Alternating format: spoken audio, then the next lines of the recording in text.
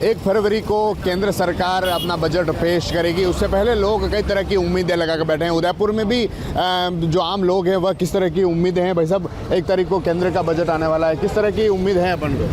हम तो केंद्र से उम्मीद करते हैं कि युवा बहुत बेरोजगार हो चुका है। बेरोजगार युवाओं को रोजगार देना पड़ेगा।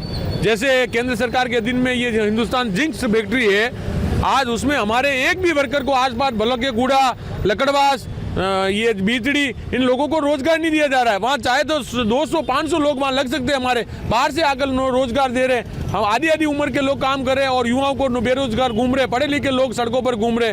तो हम तो केंद्र सरकार से मांग करते हैं कि आपके अधीन में है हिंदुस्तान जिंक, उसके कहने आप ऐसी योजना निकाली जाए, उनको जैसे SR का फंड होता है, जैसे 5% जैसे केंद्र की योजना है कि वो गांव में लगाएंगे, कोई भी फैक्ट्री वाला, ऐसी एक योजना निकले जिससे युवाओं को रोजगार मिले, जो युवा भटके नहीं और सही रास्ते पर चले।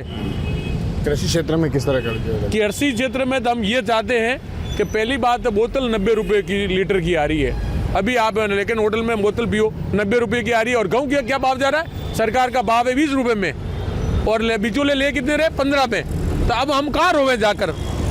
हमारे बाप दादा कहाँ रोते हैं? आज की पीढ़ी में इतनी महंगाई हो गई है।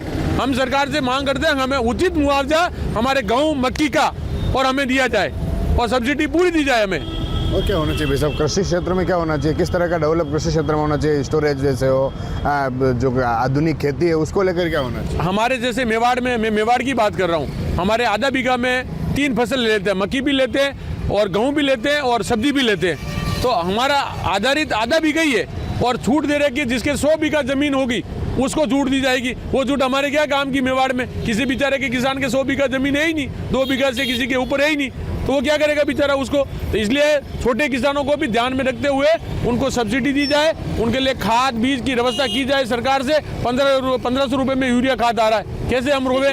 कहाँ जाकर खड़े रहे? तो हम ये चाहते हैं हमें हमारा मूल्य का उचित मुआवजा दिया जाए, और ये जो कॉल सेंटर है ना, क्या नाम है, ये सेंटर बनाया जाए जिससे हमारा किसान वहाँ छोटी फसल रख सके और इन बिचौलियों से छुटकारा पा सके, और छोटी छोटी मंडियों का निर्माण किया जाए। आप बताएं क्या होना चाहिए? नए जो बजट आ रहा है उसमें क्या सोच रहे हैं? बजट में देखो, सबसे पहले तो किसानों के लिए अच्छी व्यवस्था होनी चाहिए, क्योंकि देश की एक आधारभूत यहीं से स्टार्ट होता है अपने देश की एक मूल्य व्यवस्था।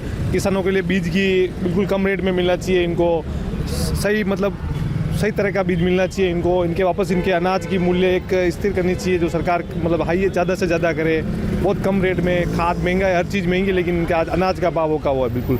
तो हम सरकार से यही कहते हैं कि नए बजट में आप किसानों के लिए विशेष कुछ सोच समझ के फिर अच्छा बजट देवे। यूथ के लिए आप क्या सोचते हैं? क्योंकि आज का जो यूथ है, शिक्षा की प्रणाली की बात करें या फिर दूसरी बात करें, तो यूथ को लेकर आप क्या सोच रहे हैं? यूथ के लिए तो सर क्या बोलेंगे, अभी अच्छे वैसे स्कूलों में शिक्षा अच्छी है, लेकिन थोड़ा और अच्छी होनी चाहिए। इनके साइंस कॉमर्स में छोटे छोटे गाँव में वो सब सब्जेक्ट होवे तो बच्चे आगे बढ़ के कुछ कर सकते हैं अच्छी पढ़ाई करके। आप बताएं, आप क्या सोच रहे हैं? बजट आने वाला है, क्या उम्मीद लगा कर बैठे हैं केंद्र सरकार से? केंद्र सरकार से यही उम्मीद है, तो सुरक्षा व्यवस्था काफ़ी अच्छी है सरकार की, फिर भी उसको और बढ़ाया जाए, वाहन बढ़ाया जाए पुलिस के, हर गांव तक इनको सुरक्षा घूमने के लिए गाड़ी मिल जाए, ताकि एक बार गश्त हो जाए तो लोगों को काफ़ी सुविधा महसूस होगी। जैसे और जिस तरह से जैसे कोई भी काम हुआ, लेडीज़ पुलिस बढ़ाई जाए, जैसे उनको साधन दिया जाए, कोई भी काम है, कोई भी काम हुआ तो जैसे कॉल किया तुरंत गाड़ी पहुँच जाएगी। काफ़ी समय ऐसा होता है कोई काम होता है कि ऐसा दुर्घटना हो गई वगैरह, कुछ भी समस्या है, बल्कि गाड़ी की समस्या है, आपको आधा घंटा वेट करना पड़ेगा, और आधे घंटे में कोई अपराधी होता है काफ़ी बड़े कांड करके निकल जाते हैं। उसके लिए थोड़ा ये सुविधाएं बढ़ाई जाए, ट्रांसपोर्टेशन की व्यवस्था बढ़ाई जाए, छोटी गाड़ियाँ बढ़ा दी जाए, अधिक से अधिक महिला पुलिस को रख दी जाए, और गाँव में वगैरह जो आसपास है उनको महिला को उसको जैसे